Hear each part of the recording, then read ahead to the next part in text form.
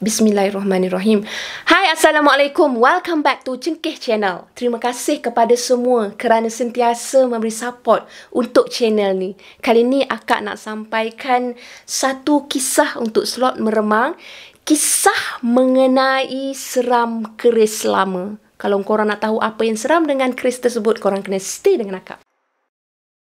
Bismillahirrahmanirrahim. Qul a'udzu birabbil falaq min syarri ma khalaq wa min syarri ghasiqin idza waqab wa min syarri naffathati fil 'uqad wa min syarri hasidin idza hasad.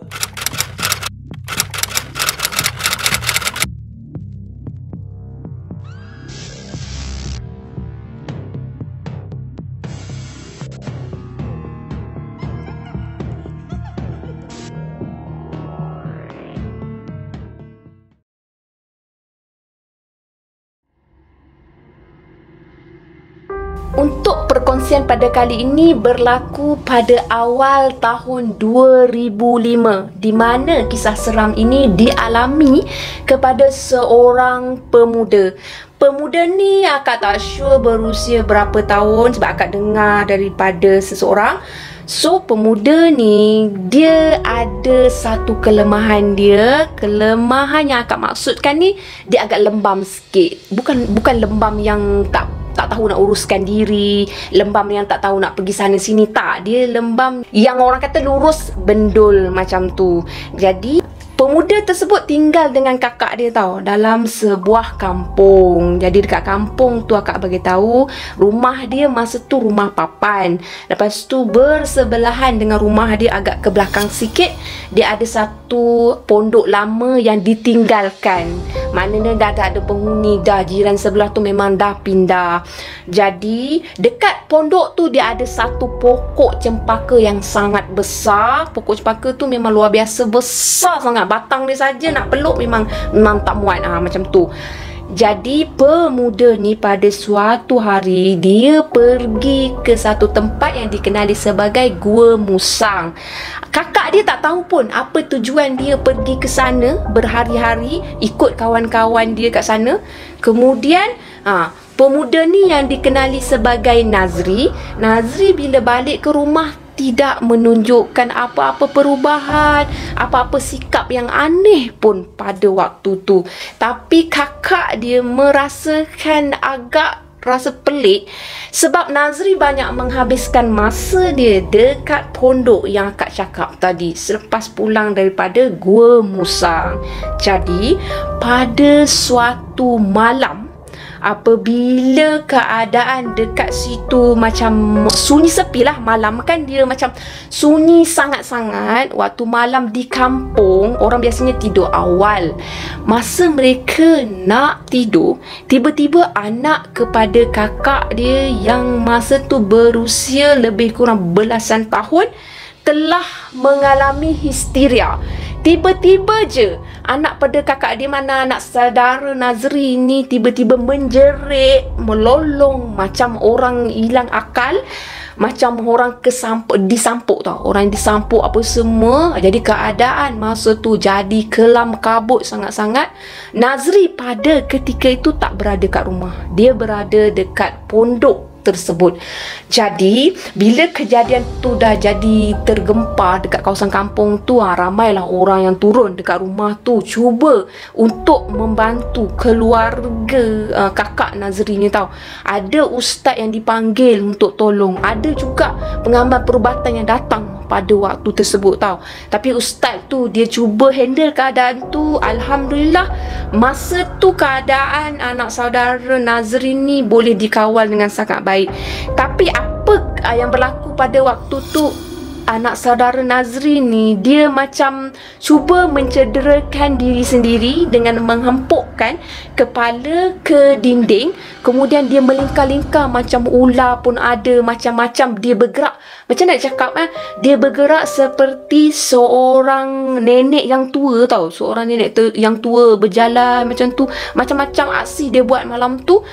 Jadi keesokan harinya kakak kepada Nazri masih belum perasan lagi sebenarnya kejadian ni berkait tak dengan apa yang Nazri bawa daripada Gua Musang tau.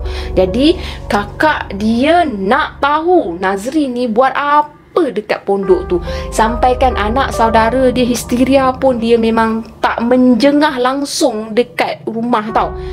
Masa tu kakak dia mengintai dekat pondok tu, dia tengok alangkah terkejutnya bila kakak Nazri tengok dalam pondok tu disediakan tempat untuk memuja. Lilin dipasang, macam mana keadaan sesuatu yang dipuja, macam itulah keadaan dekat situ. Jadi kakak Nazri istighfar, Astaghfirullahalazim, Astaghfirullahalazim. Nazri, apa yang adik aku ni dah buat? Apa yang dia dah buat ni? Dia terkejut tau. Terkejut dan sangat terkejut dengan karakter adik dia yang lurus bendul macam tu, boleh buat kerja-kerja syirik dan kurafat macam ni. Dia rasa tak sedap hati dan rasa berdebar. Dia bagi tahu pada suami dia. Jadi suami pada kakak dia ni pergi dekat pondok tu. Sudah, ini memang dah ada sesuatu dah ni. Dia memang dah tersampuk kepala si Nazri ni. Nazri ni memang dah terikut benda yang tak elok ni. Lepas tu abang ipar Nazri lah, dia jumpa pada Nazri, dia selotok elok-elok. Nazri berkelakuan agak pelik tau. Sebab Nazri ni memang cukup terkenal sebelum ni dengan sikap dia yang menghormati kepada kakak dia, sebab dia memang dah tak ada mak, tak ada ayah kan. So kakak dia lah tempat dia bergantung. Jadi dia baik budaknya, berbudi bahasa, lemah lembut semua. Orang kampung memang sayang dia. Tapi kenapa sikap Nazri boleh berubah selepas dia balik daripada Gua Musang? Bila didesak berkali-kali, rupanya Nazri ni dia ikut kawan dia pergi ke Gua Musang untuk membeli satu keris lama. Keris tu dijual dengan harga berapa tak dinyatakan, tapi yang kakak ipar dia tahu, keris tu perlu diperasapkan, orang kata dipuja setiap malam Khamis. Macam tu lah. Lepas tu Nazri dia ikut tau. Dia kan lembam, lurus apa semua, dia ikut. Apa tujuan Nazri buat macam tu sebenarnya? Nazri telah dimaklumkan kalau dia jaga keris tu elok, kalau dia puja keris tu ataupun dia macam perasap lah, dia perasap setiap pada waktu yang disuruh tu, keris tu akan bantu dia, keris tu akan bagi kat dia macam dia mudah buat kerja, dia disenangi orang apa semua. Senang cakap dapat nombor ekor lah, senang cakap. Jadi sejak bila Nazri ni mula berjinak-jinak dengan nombor ekor pun memang tak diketahui oleh kakak dia ni dengan suami dia. Lepas tu kakak dengan suami dia ni memang tak puas hati. Bila tak puas hati, dia siasat kepada rakan-rakan Nazri ni dari mana asalnya keris tu apa semua tu. Jadi rakan-rakan Nazri pun bagi tahu tau. Kesian tau. Rakan-rakan Nazri ni bagi tahu keris ni sebenarnya datang daripada seorang pakcik. Jadi pakcik tu memang sengaja beri keris tu kepada Nazri bagi harapan palsu tau pada Nazri. Keris tu tak ada apa pun. Keris tu kosong je. Tak ada apa-apa pun yang istimewa dengan keris tu. Apa yang istimewa dengan keris? Tak ada. Kalau kita nak duit, kita kena kerja. Kalau kita nak sesuatu, kita kena usaha. Bukannya perasapkan keris, puja keris dan sebagainya. Allah tak suka tau perbuatan macam tu. Jadi bila diterangkan macam tu, kakak Nazri dan abang ipar dia melawan situasi tu. Yelah, kita kalau dah tahu perkara yang tak elok, kita kena cegah. Bila cuba dicegah, Nazri berubah menjadi sangat kasar. Sangat kasar, seolah-olah telah dikuasai sesuatu. Jadi abang ipar Nazri ni cuba untuk berubat Nazri tau, nak pisahkan Nazri daripada sesuatu tu. Sebenarnya Nazri dah puja kepada keris tu hampir beberapa bulan sehingga menyebabkan ada sesuatu yang datang kepada keris tu. Kalau kita puja sesuatu, seolah kita panggil sesuatu. Jin yang jahat, syaitan iblis memang suka berada di tempat tu tau. Jadi jin ke syaitan iblis pun memang bertinggi dekat tempat tu. Jadi masa anak saudara kepada Nazri ni histeria, sebelum tu dia ada nampak ada lelaki tua berlega-lega di kawasan rumah kakak Nazri tu. Anak kepada kakak Nazri ni bagi tahu dia nampak lelaki tua tu dalam keadaan yang menakutkan, serabai semua dalam keadaan terbungkuk, dalam keadaan seperti lelaki yang ada mata merah tau, macam tu lah. Maknanya bukan manusia dah macam tu kan. Jadi masa tu memang anak kepada kakak Nazri ni memang dia terkejut, dia terus histeria, dia terus tak sedar tau. Dia seolah-olah dirasuk oleh perkara lain tau. Jadi bila dikhabarkan perkara tu pada Nazri, kau tak boleh buat macam ni, kau tak boleh teruskan macam ni. Kalau tak, perkara yang lebih buruk akan berlaku. Situasinya sekarang ni kau dah berubah, engkau dah jadi lebih kasar daripada sebelum ni. Perangai kau memang dah berubah. Nazri semakin hari semakin ganas sampai kan Nazri kalau dia duduk saya sajalah kan, dia duduk saya saja, tiba-tiba berkelakuan macam pendekar tau. Macam mana? Duduk saya saja, engkau jangan mengganggu aku. Orang kata macam mana tu? Nak kategori macam mana tiba-tiba macam tu tau. Tiba-tiba macam mengangkat kerih. Engkau jangan ganggu aku, engkau jangan usik aku. Siapa engkau? Macam tu. Tiba-tiba melawan macam tu. Siapa yang tak susah hati? Cuba korang bayangkan.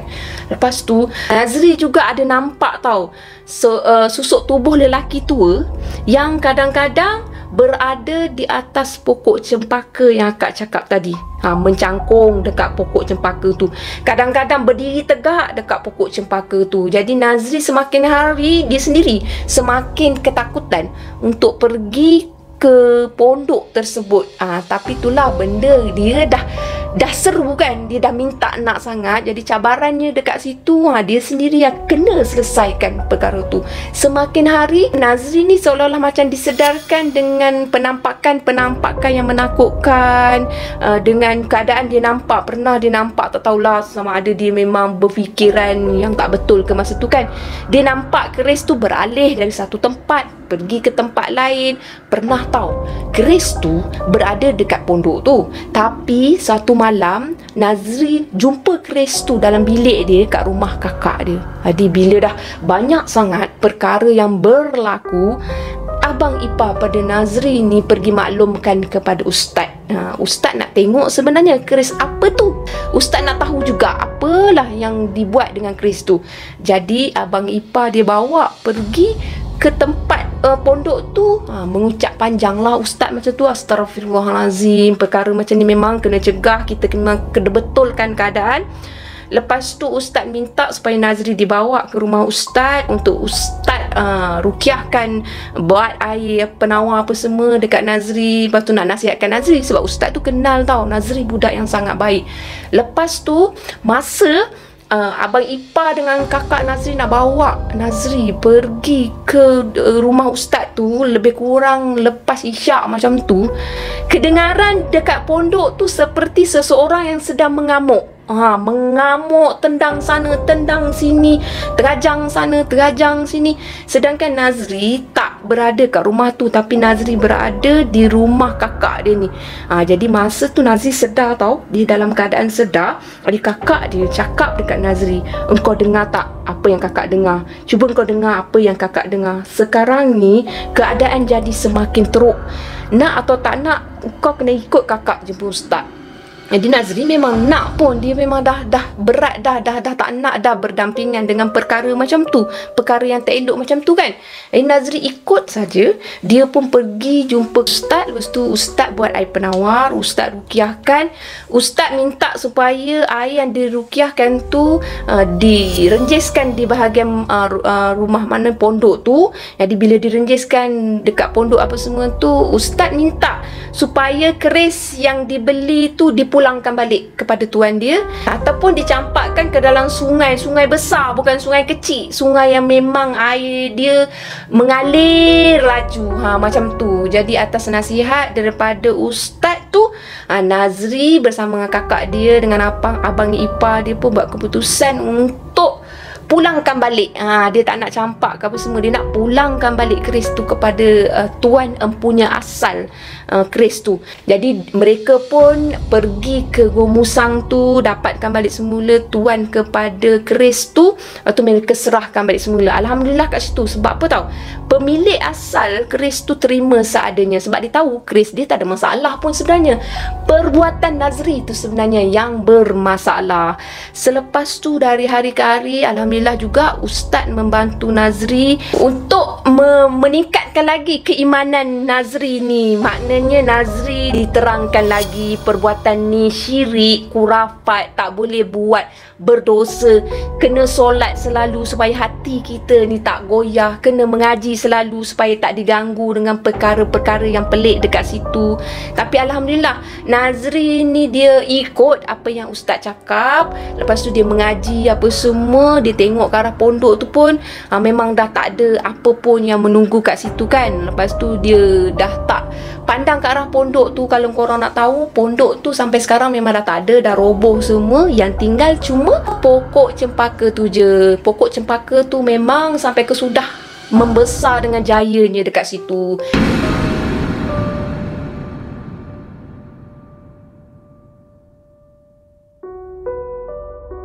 Ada satu kejadian seram yang berlaku yang pernah dilalui oleh abang ipar Nazri ni. Masa tu Nazri dia berusia belasan tahun. Maknanya dia bukan pemuda yang macam waktu yang dilalui keris tu. Sebelum tu lagi, kan akak bagi tahu Nazri ni dia agak lurus bendul sikit. Dalam dia lurus bendul, dia selalu melepak dengan kawan-kawan dia, kawan-kawan sekampung dengan dia. Jadi satu malam ni Nazri nak pergi melepak dengan kawan-kawan dia. Dia jalan kaki je daripada rumah dia, lebih kurang pukul 9 malam. Masa dia jalan kaki pergi ke tempat melepak tu, anggaran lebih kurang dalam 10 minit, tak jauh mana pun. Masa dia pergi kat tempat melepak tu, tak ada apa-apa pun yang berlaku. Tapi pada malam tu, kakak kepada Nazri dah tak tahu nak buat apa dengan Nazri ni. Nak nasihat pun dah tak makan nasihat. Sebab Nazri akan melepak sampai pukul 2-3 pagi. Jadi kakak Nazri tak suka sebenarnya keadaan macam tu. Tak elok lah kan. Jadi kakak Nazri ni minta pertolongan daripada suami dia, nak usik je kepada Nazri. Jadi masa tu suami pada kakak Nazri ni ambil satu telekong tau, telekong isteri dia. Jadi dia pun pakai telekong tu dengan niat dia nak menakut-nakutkan kepada Nazri. Bila sampai waktu lebih kurang pukul 1 pagi macam tu, time-time Nazri nak balik kan, diorang tahulah, diorang usyak kan. Masa tu lah abang ipar Nazri ni ambil kesempatan tu untuk terjah Nazri. Masa Nazri tengah jalan kaki nak balik tu, memang Nazri terkejut. Memang terkejut korang bila abang ipar dia ni dengan berpakaian telekong ni memang melompat depan dia. Bukan melompat macam abang Chong tu, tak, tapi terjun depan dia tu, melompat betul-betul depan dia. Jadi Nazri pun buka langkah 1000, terus balik sampai rumah, langgar pintu rumah, masuk dalam rumah. Masa tu kan kakak Nazri ni dia ketawa je, sebab itu plan dia. Dah tak ada cara dah macam mana nak buat adik dia ni duduk diam-diam je kat rumah, tak payah nak berembun keluar melepak bagai kan. Jadi Nazri ni memang ketakutan lah, menggigil ketakutan, masuk dalam selimut, baring tidur dalam selimut apa semua. Sampai esok pagi Nazri demam korang. Demam sebab terlampau takut. Lepas tu kakak dia cakap lah, lepas ni Nazri, lepas ni tak payahlah nak lepak-lepak lagi kan. Memang menjadi plan kakak dia, memang menjadi. Nazri memang dah tak melepak dah, melebihi daripada waktu yang sepatutnya. Maknanya lebih kurang setengah jam, sejam je Nazri pergi jumpa kawan-kawan dia. Lepas tu dia balik, semuanya okey lah. Jadi kakak Nazri ni rasa macam alhamdulillah, syukur Nazri pun dah ikut time yang okey apa semua kan. Dia tak rasa risau apa semua. Tiba pula, jadi pula gilirannya berubah, beralih kepada suami kakak dia ni. Orang kata kita jangan ejek orang, Kalau kita ejek orang, nanti kita akan ejek diri kita sendiri. Kita jangan kata orang. Kalau kita kata orang, kita akan mengata diri sendiri. Jadi, abang ipar Nazri ni kononnya nak sedarkan Nazri. Rupa-rupanya abang ipar dia sendiri yang memang dah sangkut dekat tempat melepak, dekat satu warung ni. Dekat kampung tu ada satu warung tau. Dia orang memang suka main dam, main aji apa semua kat kampung tu, lepak-lepak kat situ kan, sembang-sembang semua. Jadi abang ipar dia sendiri pun dah sangkut. Kakak dia apa lagi tak tahu nak buat apalah. Takkan nak minta tolong Nazri pula pergi takut kan suami dia kan. Kantoi lah sebab benda tu dah memang dah dilakukan sebelum ni. Macam mana nak buat tu? Satu malam abang ipar Nazri macam biasa, dia naik motor. Dia ni memang lebih maju sikit daripada Nazri. Nazri jalan kaki je. Dia naik motor Honda Bulat. Masa dia nak pergi gedek naik motor tu macam tu, slow je motor dia. Masa tu kan ada sesuatu menumpang dekat belakang motor abang ipar dia tau. Abang ipar ni senyum je, dia tak rasa berat ke apa semua kan. Bila sampai dekat warung tu, ada 2 orang budak kat situ tau. Budak muda lah. Nampak memang ada seseorang menumpang belakang tu. Putih-putih je nampak. Muka tak nampak, tapi putih-putih macam gegel-gegel macam tu. Mereka sangkakan itu isteri kepada abang ipar Nazri ni, tapi sebenarnya tak. Bila sampai dekat warung tu, kain tu melayang, macam melayang macam tu. Diorang nampak. Diorang bila dah nampak macam tu, terjojok biji mata, masing-masing dah mula kecut, dah mula rasa takut. Lepas tu abang ipar Nazri ni dia buat muka selamba-dek je, macam tak ada apa-apa pun yang berlaku. Lepas tu dia turun pada motor macam biasalah. Hari ni berapa game? Game haji. Berapa game nak lawan hari ni semua kan? Lepas tu nak sembang pasal apa macam tu kan. Lepas tu bila dah turun pada motor, dia orang ni dua orang yang nampak, 2 budak kampung yang nampak tu memang dah keluar, memang dah nak tinggalkan tempat tu, dah tak nak duduk kat situ. Pakcik warung tu tak perasan pun perkara tu tau. Tapi 2 pemuda ni memang perasan, memang dia tinggalkan tempat tu. Lepas tu pakcik tu cakap, dah kenapa pula si Dul dengan Lah tu, macam tu lah lebih kurang kan. Kenapa pula mereka tu nak tinggalkan aku, baru nak sembang dengan mereka kan, macam tu. Lepas tu macam biasa dia minum apa semua, lepak-lepak dekat situ. Masa dia nak balik lebih kurang pukul 12 lebih, masa tu dia nak balik, dia start motor dia. Bila dia nak balik, nak dekat sampai dekat rumah dia, kalau korang nak tahu, itulah tempat dia mengusik Nazri, tempat dia menyakat Nazri. Dekat situ jugalah dia nampak Abang Com melompat-lompat di situ, melintasi motor dia. Dalam hati abang ipar Nazri, dia cakap pada diri dia, alah Nazri, nak takut-takutkan aku pula. Dia terus bawa motor balik macam biasa. Lepas tu bila sampai dekat rumah, dia senyum je. Dia tahu tu kerja Nazri, bukan kerja orang lain pun kan. Bila dia dah senyum macam tu, dia okey, tak ada masalah apa. Dia tengok Nazri pun ada kat situ. Dah kenapa pula abang ipar aku sengih-sengih kat aku semua kan. Dah kenapa pula sengih-sengih dekat wife dia masa tu kan. Lepas tu dia buat macam biasa, dia nyanyi macam biasa, happy kan. Lepas tu hari yang seterusnya, dia masih lagi nak keluar, pergi ke warung nak melepak. Bila dia melalui tempat yang sama, masa tu abang ipar Nazri memang nampak sekali lagi Abang Chong memang betul-betul berada, berdiri tegak dekat tempat yang diusik pada Nazri. Berdiri tegak, jadi abang ipar Nazri tegur lah, dadah lah kau Nazri, kau balik lah, tak payah nak usik-usik aku tak takut lah. Bila aku tak takut lah, dia pergi, dia berhentikan motor betul-betul dekat depan Abang Chong tau. Beraninya dia berhenti motor. Kau dah lah, tak payah nak takut-takutkan aku yang takut kau dulu, macam tu lah kan. Lepas tu Abang Chong tu, wajah dia wajah yang membusuk tau, wajah yang tak nampak rupa manusia. Masa tu lah bila abang ipar Nazri tengok pada wajah tu, dia memang terkejut, sangat-sangat terkejut. Dia pun terus press motor dia tak matikan masa tu. Dia press motor dia balik ke rumah, gedegang, dia buka pintu, assalamualaikum semua. Dah terbuka pintu, dia tengok Nazri sedang terlena, dah tidur lena kat situ dekat ruang tamu. Memang Port Nazri kadang-kadang ruang tamu, kadang-kadang dalam bilik kan. Lepas tu dia kata, siapa yang dia nampak tadi? Kenapa muka teruk, muka remuk, muka macam tak ada rupa orang apa semua kan. Lepas tu dia terus masuk dalam bilik dia dekat wife dia. Dia terus masuk dalam selimut. Lepas tu dia cakap Allahu Akbar, Allahu Akbar, Allahu Akbar. Lepas tu keesokan harinya mereka berbincang tau, ambil langkah untuk berbincang. Bila dah semuka tiga-tiga berbincang, barulah abang ipar Nazri faham bahawasanya yang dia jumpa tu memang Abang Chong, bukan Nazri untuk mengusik dia. Tak samalah macam dia nak mengusik kepada Nazri. Lepas kejadian tu mereka masing-masing memang tak melepak dekat kedai tu. Pergi juga, tapi bukanlah sampai hari-hari nak pergi, sampai tiap-tiap minggu nak pergi. Ada keperluan, mereka rasa macam nak berhibur juga, mereka pergi juga, tapi ada batasannya.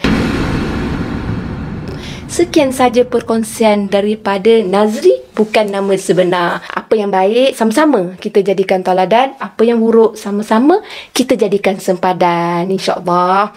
Okey, setakatnya saja perkongsian akak untuk meremang kali ini. Macam biasalah, kalau korang ada kisah untuk dikongsikan dengan Cengkeh Channel, korang boleh DM Cengkeh Channel. Bye korang, Assalamualaikum, terima kasih, bye. Jangan lupa subscribe, bye. Assalamualaikum.